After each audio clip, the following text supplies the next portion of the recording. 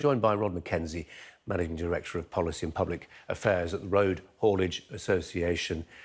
Oh my, what a day. And it's been a tough week, actually, because when you think about what's happened over the last 7 days for Britain's road hauliers and the lorry drivers who serve Britain, they've had to put up with astonishingly long queues due to Brexit stockpiling in the last week. Add to that chaos at the ports. Add to that the usual Christmas rush, which we see every year this time. And now this new COVID development and the closing of borders, which is a really big step for a country to take against us. Our supply lines are essential. So this is a big blow. Yeah, but as you say, it's against us, and there are those who feel perhaps it's part of a negotiating tactic by the French who've been most sceptical about a deal with the British. It's reported. We know, don't we, that, for instance, the Dutch and some other countries are keeping their ports open for lorries. How dependent are we on, in particular in the context of potential panic buying, on food that's coming from France or via France? Well, I think that, well, obviously those TV pictures you're showing of the lorry queues that look pretty scary, but viewers should be in no doubt that we're not going to run out of food in the run-up to Christmas. There's plenty of food around.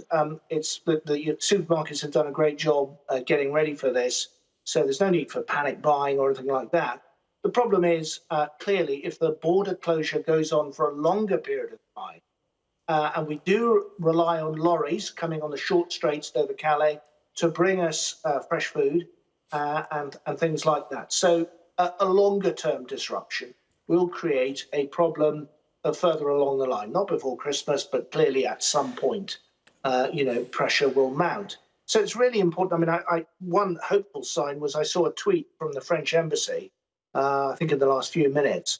In the next few hours at European level, we're going to establish a solid health protocol to ensure that movement from the UK can resume. Our priority is to protect our nationals, meaning French nationals, and our fellow citizens. Our business is the breaking news. We broke that over an hour ago, but a very valiant attempt.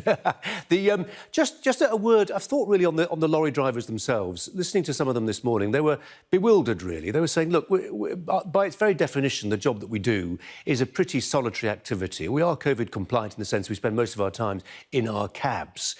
The risk of transmission is absolutely minimal. So that's one thing. And also just on a humanitarian level, if they're cooped up for hours, days even, in Manston Airfield or wherever it is, in lorry parks, access to toilets, food, all the rest of it, they may require some help.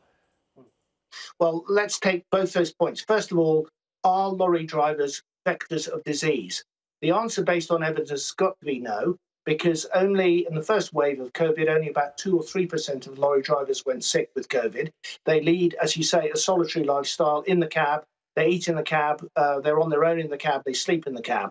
So it's hard to see a French argument that they are in some way dangerous people who should be stopped from moving around freely. But the human impact of all this is really worrying.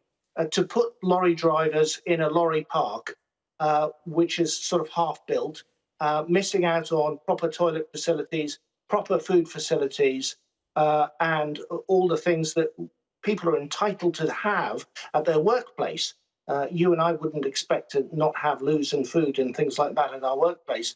And I don't think lorry drivers should be subjected to that. So that is a really big worry, and that is a lack of government planning, I'm afraid. Rod McKenzie, appreciate your time. Thanks a lot.